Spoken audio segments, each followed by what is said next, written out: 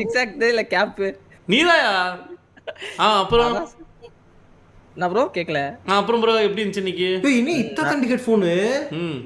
இது எத்தனை bro please bro எனக்கு கொஞ்சம் கொடுங்க ப்ரோ. ஏதோ அந்த வாயில 2 கடலை மிட்டாய் வச்சிருக்கீங்க. நீங்க இருக்கு பாரு. என்னைய பிடிச்சி கில்லுவாங்க எல்லாரும். கியூட்டா இருக்காங்க அப்படின்னு. 2 லட்டு வச்சிருப்போம் போல இருக்கு. சின்ன பிள்ளையில இருந்து லட்டு சுட்கி.